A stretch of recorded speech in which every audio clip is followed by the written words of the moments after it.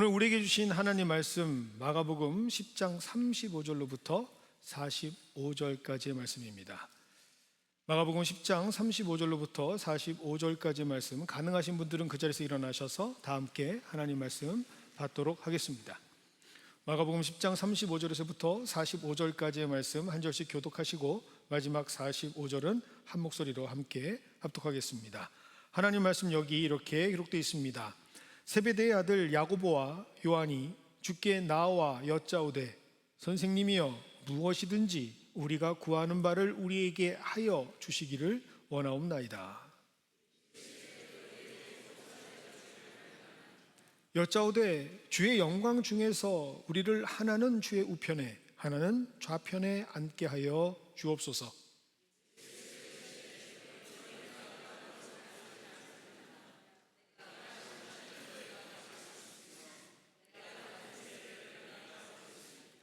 그들이 말하되 할 수 있나이다. 예수께서 이르시되 너희는 내가 마시는 잔을 마시며 내가 받는 세례를 받으려니와.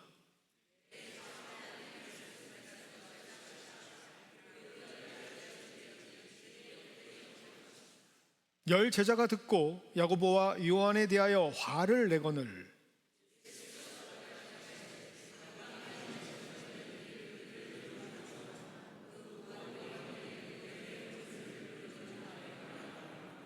너희 중에는 그렇지 않을지니 너희 중에 누구든지 크고자 하는 자는 너희를 섬기는 자가 되고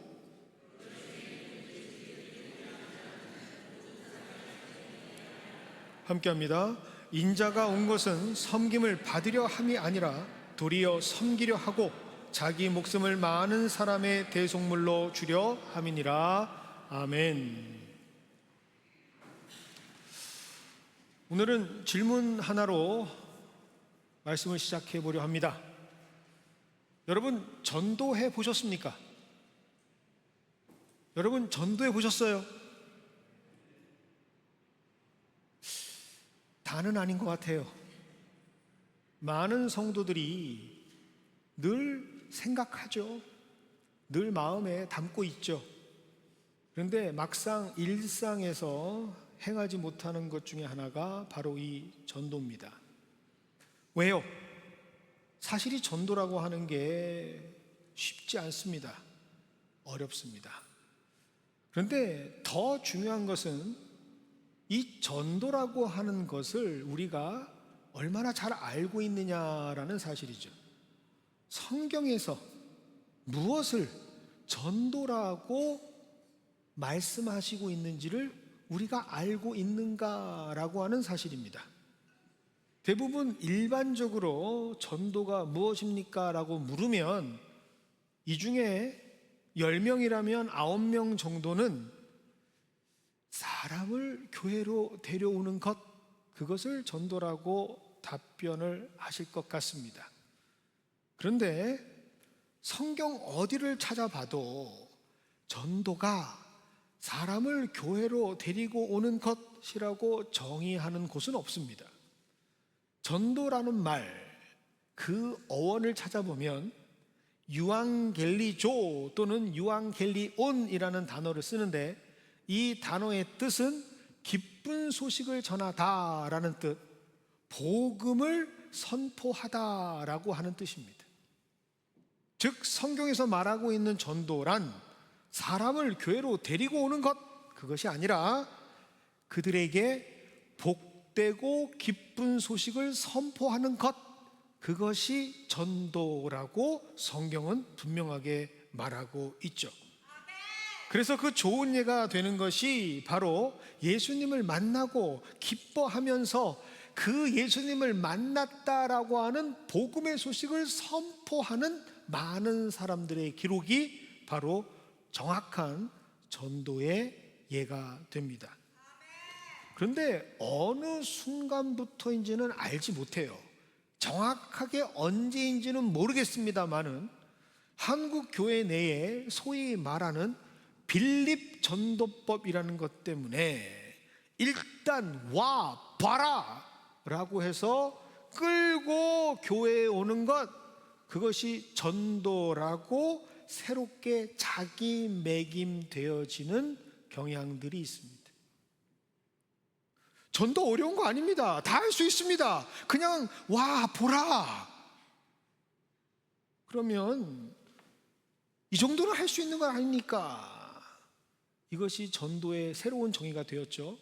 그래서 교회에서 광범위하게 이것이 알려지기 시작했고 교육되기 시작했고 가르쳐지기 시작했습니다. 그 근거를 두는 것이 요한복음 1장 46절이죠. 나다 나엘에 이르되 나사렛에서 무슨 선한 것이 날 수 있겠느냐라고 했을 때 빌립이 이르되 와서 보라 하니라. 여기에서 따온 거예요. 와 보라. 그런데 정말 중요한 것은 이 요한복음 1장 46절 바로 앞인 45절에 뭐라고 기록됐는지를 우리가 봐야 돼요. 45절은 이렇게 기록하고 있습니다. 빌립이 나다나엘을 찾아 이르되 모세가 율법에 기록하였고 여러 선지자가 기록한 그 일을 우리가 만났으니 요셉의 아들 나사렛 예수니라.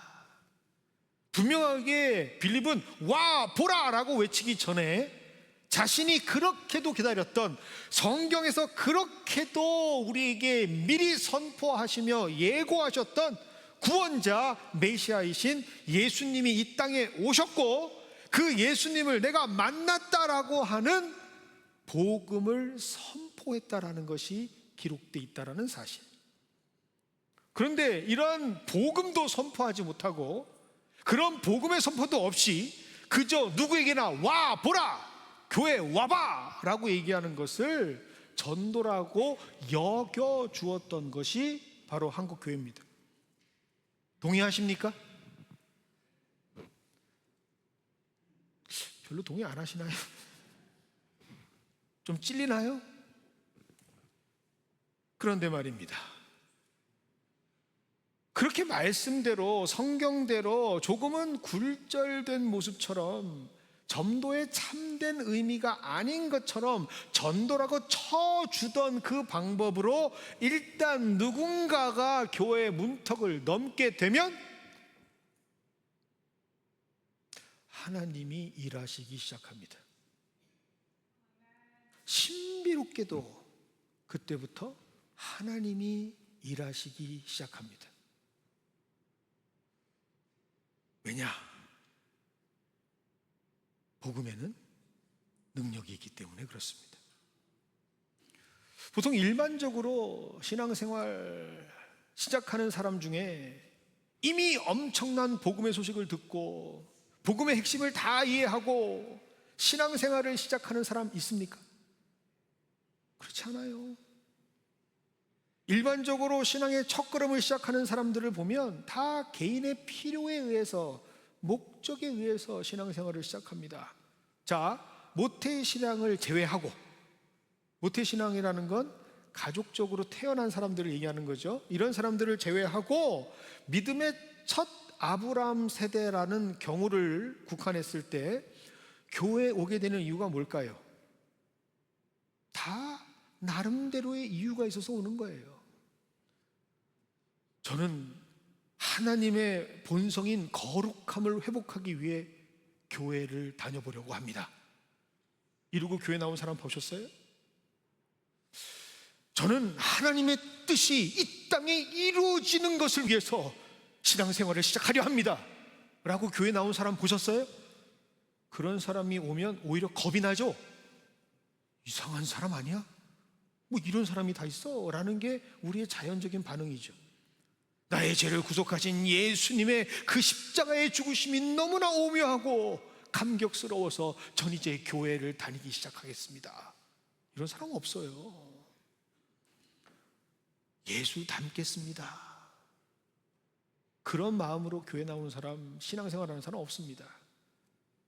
다 대부분은 그 발 첫걸음이 나의 필요에 의해서, 나의 목적에 의해서 채우고 감당하기 위해서 교회를 나오는 거죠. 그게 정상적인 우리의 솔직한 모습이에요. 그런데 너무 신비로운 사실은 그렇게 나오던 저렇게 나오던 신앙생활을 하면서부터 사람은 달라지게 된다는 사실입니다. 점점 사람이 변하기 시작합니다. 왜요?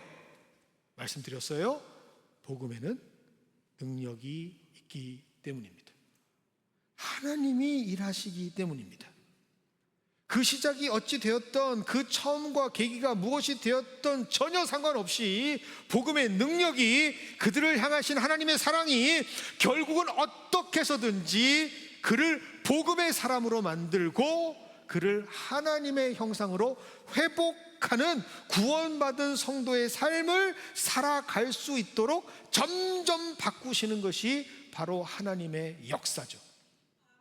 그것이 바로 복음의 능력입니다. 복음은 사람을 바꿉니다. 복음은 우리의 잃어버린 하나님의 형상을 회복시켜 줍니다. 복음은 세상에 물들고 찌들어버린 죄악 속에 있었던 사람도 하나님의 모습으로 바꾸어주는 놀라운 능력이 있고 점점 날마다 새롭게 되는 예수의 사람으로 바꾸는 하나님의 역사가 있습니다. 그런 것이 바로 복음의 능력입니다. 정말 이건 아니지 않아? 어떻게 이런 사람이 다 있어? 아무리 우리가 이해하지 못하는 사람일지라도, 돌과 같은 사람일지라도, 전혀 가망 없이 내가 치부할 수 있는 사람일지라도 복음이 그에게 들어가면, 하나님께서 그에게 역사하시면 사람은 변하게 됩니다. 오늘 성경에는 정말 뭐 이런 사람들이 다 있나 싶을 정도로 성경에서 큰 실망을 안겨주는 두 사람이 소개가 됩니다. 그 사람은 바로 예수님께서 선택하셨던 사람들, 제자들이라는 사람들입니다. 그런데 정말 예수님께서 부르시고 사랑하시고 안으시고 특별한 특심으로 이끌어 가시는 이 두 제자가 너무나 실망스러운 모습으로 기록되어져 있습니다. 35절입니다. 세베대의 아들 야고보와 요한이 주께 나와 여짜오되 선생님이여 무엇이든지 우리가 구하는 바를 우리에게 하여 주시기를 원하옵나이다. 이들이 바로 야고보와 요한이에요. 자, 이 두 사람은요, 예수님과는 특별한 관계를 갖고 있는 사람입니다. 사실 혈연적 관계죠. 친족입니다. 오늘 본문의 평행 본문으로 기록되어 있는 마태복음 20장을 보면 이 오늘 세베대의 아들 야고보와 요한은 예수님의 어머니 마리아의 동생인 살로메라는 걸 여러분이 발견하실 수가 있어요. 그러면 야고보와 요한은 예수님의 이종 사촌 정도 되겠죠. 이 두 사람은 이런 특별한 관계 때문에 처음부터 예수님께서 핵심적인 인물들로 사용을 하십니다. 성경은 제자 중에서도 이 특별히 이들에게만 관심을 더하셨던 예수님의 특심을 기록하고 있는데, 그 첫 번째가 바로 예수님께서 변화산에서 변모하시는 것을 보는 세 사람 중에 두 사람이 바로 이 야고보와 요한입니다. 여러분, 변화사 사건이 어마어마한 사건인 건 알고 계시죠? 예수님께서 인간으로 오셨지만 인간으로만 있으신 게 아니라 하나님이시라는 것을 증거하며 보여주시는 변화산 사건에 직접 그것을 두 눈으로 목격한 사람이 바로 이 야고보와 요한이에요. 아주 대단한 사람이죠. 그리고 또 한 번은 어떤 일이 있었느냐, 우리가 잘 알고 있는 회당장 야이로의 죽은 딸을, 이미 죽어있는 딸을 되살리는 부활을 경험하게 하실 때 많은 제자 중에서 특별히 3명을 고르시는데 그 3명 중에 2명이 바로 이 야고보와 요한입니다. 부활, 죽은 사람이 살아나는 것을 직접 보게 만드는 하나님의 특별하신 은혜가 있는 애제자들이었죠. 그런데 지금 이러한 특심으로, 특별한 마음으로 이끌어가고 있는 제자들이 예수님께 무엇을 요구하고 있는지 한번 보시겠습니다. 그것이 바로 오늘 본문 37절이죠. 여짜오되, 여기 여짜오되라는 것은 바라는데 라는 뜻입니다. 주의 영광 중에서 우리를 하나는 주의 우편에 하나는 좌편에 앉게 하여 주옵소서라고 요구를 해요. 이들이 뭘 요구하고 있죠? 우리는 높임 받기를 원합니다 라는 뜻이에요. 우리는 높아지기를 원합니다 라는 뜻이에요. 우리는 구별받기를 원합니다. 저들과 달리 우리는 특별하게 프리스티지, 퍼스트 클래스, 우리는 스페셜로 여겨주시기를 원합니다 라고 요구하는 거예요. 예수님께서 이제 곧 로마 식민지 이스라엘을 다시 위대한 그레이트 에라, 다윗 왕의 회복, 영토의 회복, 그 영광의 회복을 하실 때에, 구원의 왕이 되실 때에 그렇게 특심으로 우리를 아껴주시고 우리가 그렇게 가족관계로 끈끈하니까 그 왕의 옆자리, 오른쪽과 왼쪽 권력자의 힘의 자리를 우리에게 허락해 주시옵소서라고 요구합니다. 그런데 그렇게 요구하는 이들에게 예수님께서 뭐라 말씀하시는지 38절은 분명하게 기록하고 있습니다. 너희가 구하는 것을, 너희가 그것이 무엇인지도 모르면서 구하고 있구나라고 말이죠. 아니, 무엇을 구하는지를 모르고 구했겠습니까? 당연히 원하는 걸 알고 구했겠죠. 그런데 예수님께서는 너희는 구하는 것이 무엇인지를 알지 못한다라고 말씀하세요. 이것을 알기 위해서는 우리는 예수님이 오늘 본문 이전에 무슨 말씀을 하셨는지 확인할 필요가 있습니다. 무슨 말씀을 하셨을까요? 우리가 쭉 지금 성경을 읽고 있는데 아직까지 복음서는 아니니까 잘 모르겠습니다 라고 하시는 분들도 있었겠지만, 너무나도 유명한 지금 과정에 있잖아요. 예수님께서 십자가로 지금 한 발자국 한 발자국 앞으로 가고 계시잖아요. 그런데 그때 어떤 말씀을 하셨는지 여러분 함께 볼까요? 그것은 바로 예수님께서 왜 십자가를 져야만 하는지 알려주셨던 신학적 용어는 순환예고라고 하는 말씀이에요. 내가 왜 십자가로 가야 하는지 그 이유를 정확하게 제자들에게 알려주었죠. 오늘 본문 말씀 10장의 바로 앞장인 8장 31절입니다. 인자가 많은 고난을 받고 장로들과 대제사장들과 서기관들에게 버림받아 죽임을 당하고 사흘 만에 살아나야 할 것을 비로소 그들에게 가르치셨다라고 말이죠. 이전에는 말씀 안 하셨던 내용이 맞아요. 이전에는 한 번도 이런 내용을 얘기하신 적이 없어요. 그런데 8장 31절에서 정확하게 내가 왜 예루살렘으로 향하고 있는지, 내가 왜 십자가에 달려야만 하는지 분명히 말씀하셨습니다. 한 번만요? 아니요, 한 번 더 확인하십니다. 그것이 바로 오늘 본문 10장 바로 앞장인 9장 31절입니다. 이는 제자들을 가르치시며 또 인자가 사람들의 손에 넘겨져 죽임을 당하고 죽은 지 3일 만에 살아나는 것을 말씀하셨다라고 기록되어 있어요. 자, 두 번 얘기하셨죠. 그리고 10장, 오늘 우리가 읽었던 35절, 오늘 본문 말씀이 시작되어지는 35절 바로 앞에 있는 33절과 34절을 함께 보겠습니다. 보라, 우리가 예루살렘에 올라가노니 인자가 대제사장들과 서기관들에게 넘겨짐에 그들이 죽이기로 결의하고 이방인들에게 넘겨주겠고 그들은 능욕하고 침뱉으며 채찍질하고 죽일 것이나 그는 3일 만에 살아나리라 하시니라. 지금 분명히 예수님께서는 3번 말씀하셨어요. 주의 고난받으심과 죽으심 그리고 살아나심이 바로 십자가의 영광이라고 말씀하셨어요. 내가 영광을 받으러 가는 것은 내가 죽으러 가는 거야. 왜?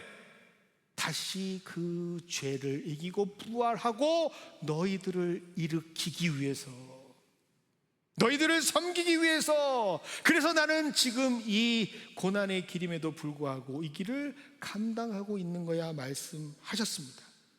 그런데 그 말씀을 하자마자, 떨어지자마자, 그럼에도 불구하고 이들은 우리는 큰 권력을 원합니다. 우리는 당신이 왕이 되셨을 때 한 자리를 원합니다. 그렇게 요구하고 있는 거죠. 완전히 개념이 없는 인간들입니다. 그래서 여러분, 평행 본문이 되는 마태복음 20장을 보면요, 이 두 제자의 요구가 얼마나 황당무계한 요구였는지, 얼마나 무지한 제자였는지, 얼마나 인정받지 못할 제자였는지 그 한심한 꼬라지를 보여주려고 이렇게 기록하고 있습니다. 20장 20절입니다. 그때에 at the moment, 굳이 그때에 그 말을 했어야 해? 지금 그 상황에 이 말을 했어야 해? 네가 지금 제정신이야? 너희들이 이렇게 요구하는 게 합당해? 그렇게 기록되어 있습니다.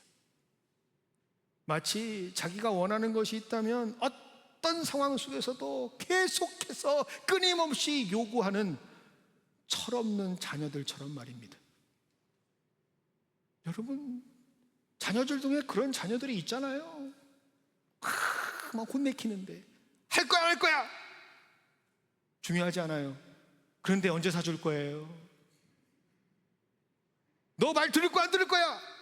그러니까 언제 사줄 거냐고요. 여전히 자기가 원하는 것만 요구하는 철없는 자녀들처럼 특심으로 아껴주심을 받았고 예수님의 사랑을 받으며 늘 함께했던 두 제자는 예수님과는 전혀 상관이 없는 거죠. 예수님이 무슨 말씀을 하시던 내 귀에는 들리지 않아요. 중요한 건 내가 원하는 것을 이루는 거예요. 이런 사람들은 사실 근본적으로 예수님과 무관한 사람들이죠. 어떻게 이런 사람들이 있을까? 여러분, 지금 혹시 분노하고 계십니까? 답답해하고 계십니까? 지금 저희도 같은 마음으로 분노하는 사람이 성경에 기록되었으면 좋겠는데 그냥 분노만 하는 사람이 기록됩니다. 41절입니다. 열 제자가 듣고 야고보와 요한에 대하여 화를 내거늘. 그런데 그들이 정말 화를 내는 이유가 지금 우리가 느끼는 이러한 감정들과 같은 마음일까요? 야고보와 요한, 너 너무 좀 심했다. 그건 아니지. 이런 철없는 사람들 같으니라고 그런 꾸짖는 마음으로 예수님의 입장을 대신해서 참된 복음의 진리를 가르치려고 거룩한 분노로 그들에게 분노하고 있는 걸까요? 아니에요. 전혀 그렇지 않아요. 그들이 분노하는 이유는 딱 한 가지입니다. 그거 내가 먼저 요구했어야 되는데, 그거 내가 원하는 건데 나도 원해서 적절한 타이밍을 보고 있었는데 먼저 그 기회를 빼앗겼네. 그러니 화가 난 거예요. 우리가 높아져야 되는데 그 자리를 빼앗겼다라고 하는 그 아픔, 그 분함 때문에 화를 내고 있는 거죠. 그런데 이런 그들의 모습은 오늘이 처음이 아닙니다. 오늘 본문 말씀 이전에 9장을 보면 그러한 전조가 이미 기록이 되고 있죠. 마가복음 9장 33절 34절입니다. 가버나움에 이르러 집에 계실새 제자들에게 물으시되 너희가 길에서 서로 토론하는 것이 무엇이냐 하시되, 여기서 토론했다고 하니까 뭔가 의견을 나눴다라고 생각할 수 있는데요, 원어를 보면 아규먼트, 서로 언쟁을 부리는 거예요. 그런데 34절을 보니까 뭐라고 돼 있죠? 그들이 잠잠하니 말을 안 해요. 그런데 알고 봤더니 그 이유가 길에서 서로 누가 크냐라고 쟁론하였기 때문이다. 지금 예수님은 죽음의 십자가의 길을 걸어가고 있는데 제자라고 하는 인간들은 뒤에서 이제 내가 어떤 자리를 차지할 것이냐, 누가 더 높은 자리를 차지할 것이냐, 그것을 놓고 서로 갑론을박 서로 치고받고 싸우고 있었다라는 뜻입니다. 이게요, 제자들의 실상입니다. 예수님을 3년 동안이나 쫓아다녔던 사람들의 민낯입니다. 그런데 이러한 그들의 모습을 보면서 예수님께서는 피를 토하는 심정으로 오늘 이렇게 말씀하고 있습니다. 45절입니다. 인자가 온 것은 섬김을 받으려 함이 아니라 도리어 섬기려 하고 자기 목숨을 많은 사람의 대속물로 주려 함이니라. 여전히 제자들은 자기를 위해서 죽어가시는 예수님의 길을 알지 못하고 있는 그 제자들을 위해서 섬김의 도가 무엇인지, 내가 왜 이 생을 당하는 것을 감당하고 있는지, 그리고 내가 왜 그것을 영광으로 여기면서 그 길을 계속해서 걸어가고 있는지 다시 한번 자기 욕망의 자리에서 이글이글 타고 있는 그들에게 예수님께서는 말씀하고 계시는 것이죠. 그런데 이 모습이 얼마나 비참하고 얼마나 가슴 아픈 모습입니까? 그런데 의외로 이런 야고보와 요한과 같은 모습, 제자들과 같은 모습으로 살아가는 신앙인들이 있습니다. 어쩌면 지금 말씀을 전하는 저에게도 그러한 모습이 있어요. 우리 모두에게 그러한 모습이 있습니다. 지난주 저는 휴가를 다녀왔습니다. 남부에 있는 작은 한 해변 도시로 다녀왔습니다. 근데 별로 괜히 왔나 싶어요. 그 to be home. 지난주 보니까 새로운 분들도 6분이나 되시던데 없으니까 제가 교회의 축복을 맡고 있는 건 아닌가라는 생각도 들 정도로 그렇지만 정말 잘 다녀왔습니다. 모처럼 만에 주일의 말씀을 전하는 거룩한 부담감을 내려놓고 예배자의 한 사람이 되어서 한 교회를 찾았습니다. 특별히 한인들이 많이 있지 않은 지역이다 보니까 미국 교회를 갈 수밖에 없었고, 그 미국 교회를 가야 한다면 그래도 명색이 미국 장로교 목사인 제가 미국 장로교 교회를 가야 하지 않겠나 싶어서 가장 오래되고 가장 규모가 있다고 하는 교회로 찾아갔습니다. 그런데 너무나도 실망스러웠어요. 교회가 정말 의리의리하고요, 정말 많은 분들이 계셨어요. 그런데 맨 앞에 안내한 분부터 교회의 예배를 인도하는 목회자들까지 그 어떠한 사람도 환영을 하지 않습니다. 아는 체를 안 해요. 눈을 마주치지 않아요. 심지어 주보도 제가 뺏어왔어요. 달라고 해서 뺏어왔습니다. 예배 시작부터 끝까지 저와 저희 가족을 상관하지 않습니다.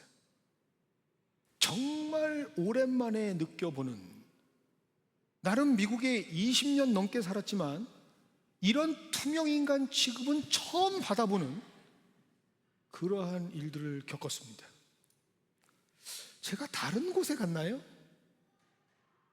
제가 그곳에 간 그 장소는 예배하는 자리 아닙니까? 하나님께 예배하는 자들을 찾으시는, 하나님이 기다리시는 하나님의 사람들이 있는 곳 아닙니까? 게다가 그 주일에는 주님께서 공개하시는 성찬까지 준비되어 있는 주일이었습니다.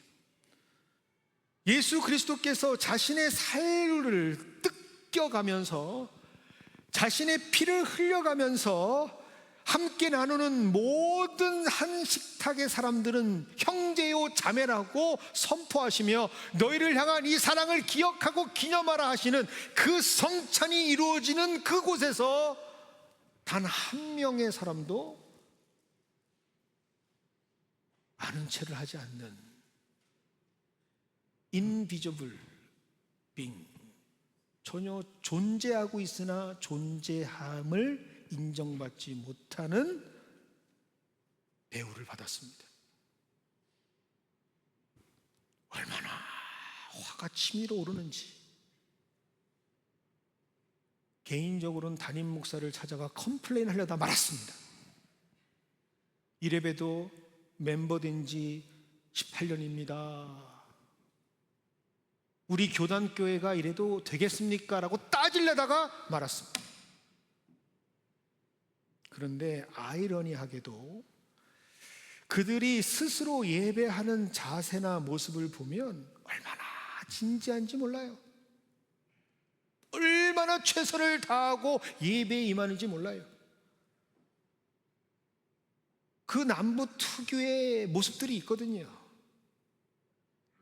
그 더운 여름에도 정장을 탁 입고 넥타이도 탁 매고 아이비 스타일, 그리고 이 특별히 여자분들은요, 그 남부 출신 여자분들이 가지는 썬데이 룩이 있거든요. 머리를 확 해가지고 막 꽃무늬에 플라워 블룸블룸. 그런데 그렇게 교회는 웅장하고 성가대 찬양은 화려하고 파이프 오르간이 모든 공명을 깨우치고 예배드리는 구성 요소 하나하나, 환경 하나하나, 그렇게 그들의 모습만 볼 때는 예수님의 옆자리에 앉기에 부족함이 없는, 예수님께서 You deserve it 하실 정도의 고귀한 것처럼 보이는데, 그들에게 진짜 복음이 무엇인지를 알고 있는가라고 묻는다면 그들은 과연 대답할 수 있겠는가라는 생각이 듭니다. 그러려고 예수님께서 십자가를 지셨고, 그러려고 예수님께서 그 소중한 피를 다 쏟아줬고, 그러려고 그 십자가에서 그 살을 찢기셨는가? 그리고 그날 선포된 본문이 바로 오늘 본문 말씀입니다. 그런데 그 본문 말씀이 선포되는데 제가 소름이 돋아요. 뭐라고 하셨을까요? 너희는 너희들이 구하는 것이 무엇인지를 알지 못한다. 내가 이 땅에 온 이유는 섬김을 받으려고 한 것이 아니라 섬기려 했고, 낮은 자리에서 더욱더 많은 사람들을 위해서 섬기기 위해, 희생당하기 위해 이 땅에 온 것이다. 그런데 여전히 그들을 향한 하나님의 말씀은 선포되었지만 듣고 있는지 의심이 됩니다. 그리고 그 예배가 크게 꽤나 깊이 열심히 제 삶의 잔향으로 남겨집니다. 그래서 이틀은 너무너무 분노에 차서 감당이 안 되더라고요. 내가 예배드린 거 맞아? 이게 말이나 돼? 이 교단에 신고해야 되는 거 아니야? 그런데 자꾸 말씀을 묵상할수록 그들의 모습 속에서 나의 모습이 발견이 됩니다. 예수님의 제자라고 하면서 예수님께서 보여주시고, 예수님께서 알려주시고, 예수님께서 함께해 주신 그 특별한 사랑을 매일 받고 있으면서도 불구하고 여전히 예수님의 온전하신 뜻은 알지 못한 채 그저 내가 원하는 것, 내가 갈망하는 것, 내가 영광이라고 여기는 것, 그것만을 위해서 최선을 다하고 열심을 다하는 모습이 바로 나의 모습은 아닌가라고 반성하는 기회가 되었습니다. 그리고 그 마음을 가지고 오늘 말씀을 계속해서 묵상하다 보니 중요한 말씀은 낮아져라, 노력해라 라는 말씀보다 더 중요한 말씀이 있다는 것을 발견하게 되었습니다. 그것이 바로 40절의 말씀입니다. 내 좌우에 앉는 것은 내가 줄 것이 아니라 누구를 위하여 준비되었든지 그들이 얻을 것이니라. 조금 이해하기가 어렵죠? 그래서 새 번역으로 준비해 봤습니다. 새 번역은 조금 더 이해하기 쉽게 기록되어 있죠. 그러나 내 오른쪽과 내 왼쪽에 앉는 그 일은 내가 허락할 수 있는 일이 아니다. 정해놓으신 사람들에게 돌아갈 것이다.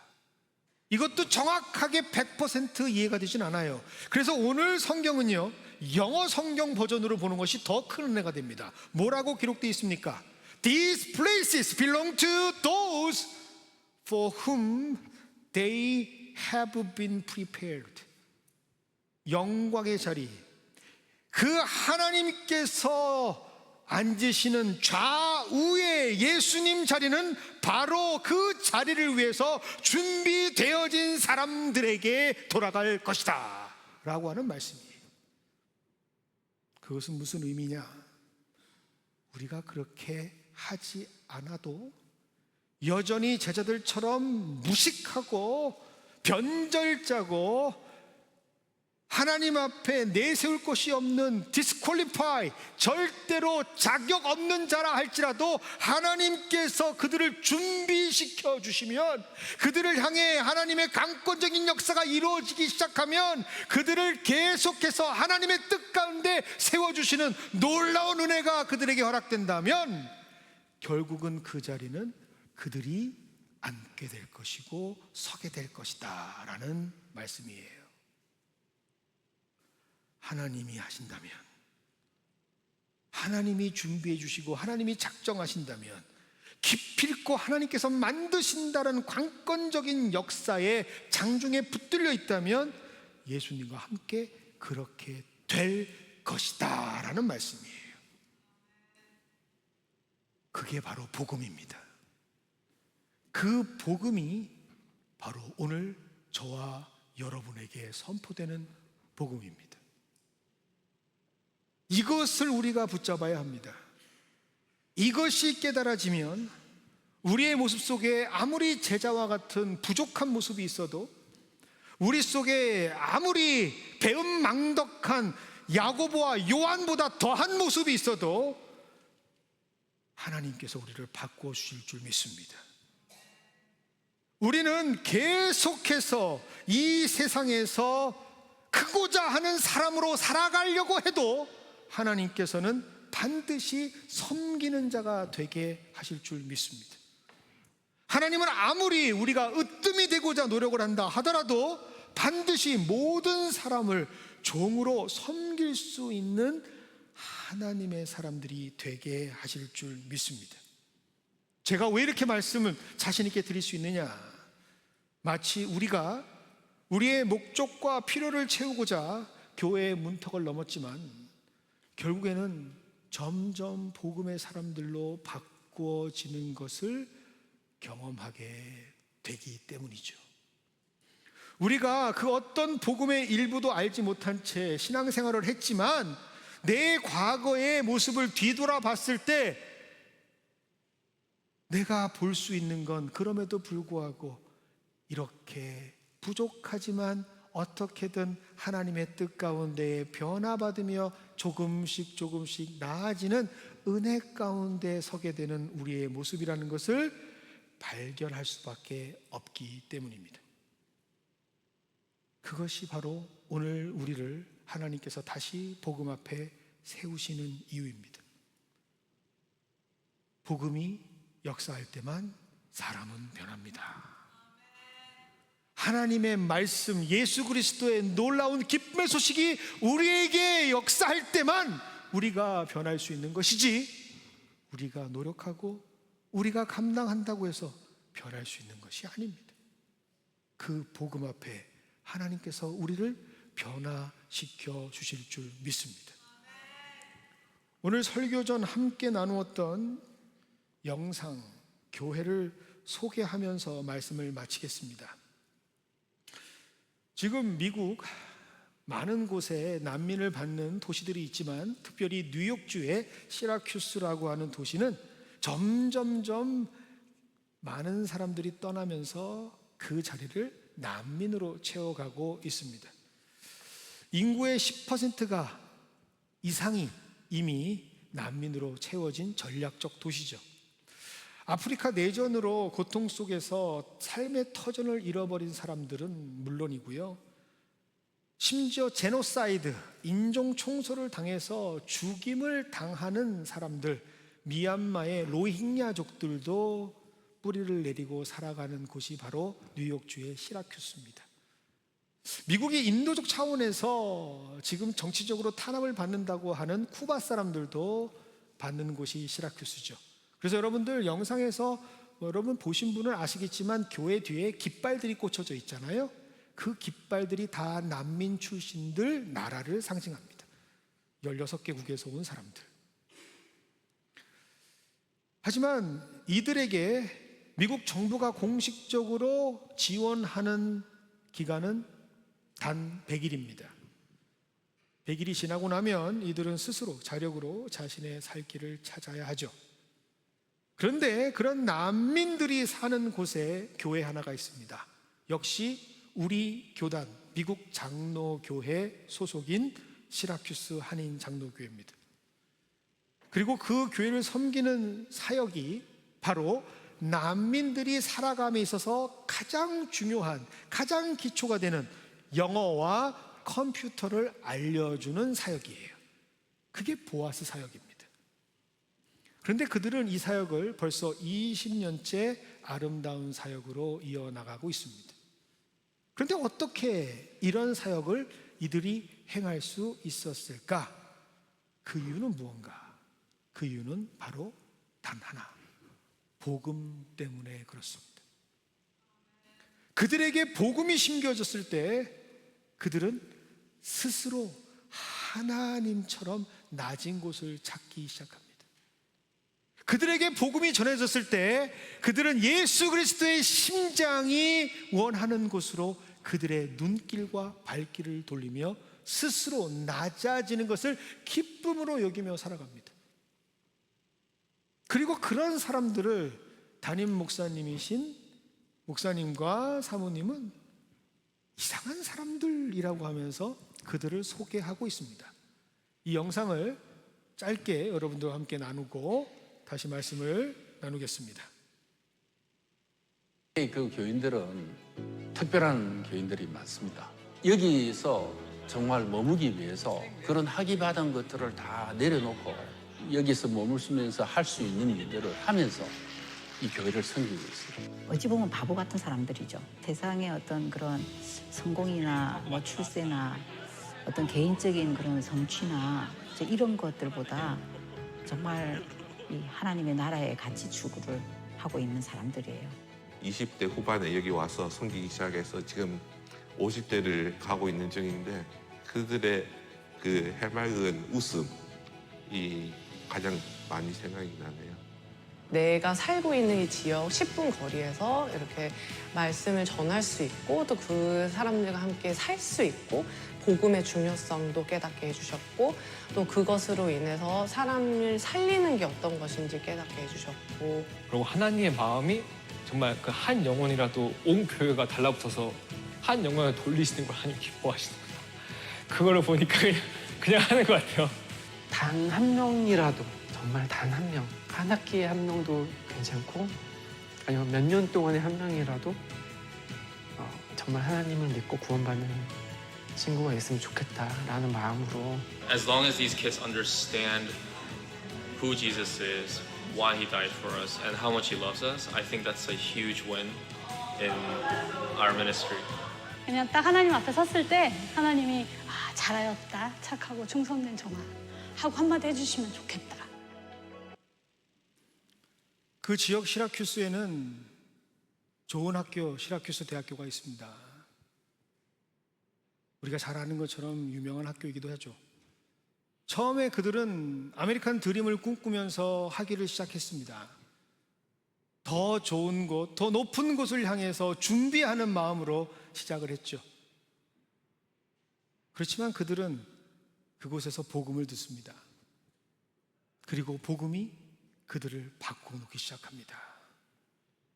화면에서 이름이 열거되는 사람들 그 작은 설명 중에는 그들의 직장과 그들의 학위와 그들의 능력들이 기억되어져 있습니다.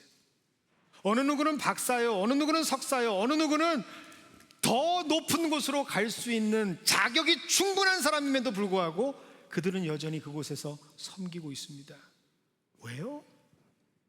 그곳이 예수 그리스도가 계시는 곳이기 때문입니다.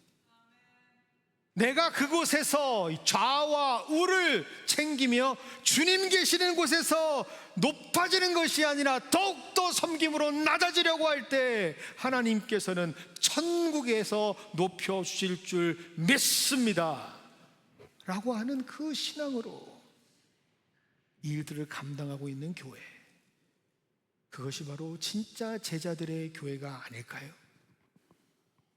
그리고 그것이 바로 우리 교회가 나아가야 하는 방향성이 아닐까요?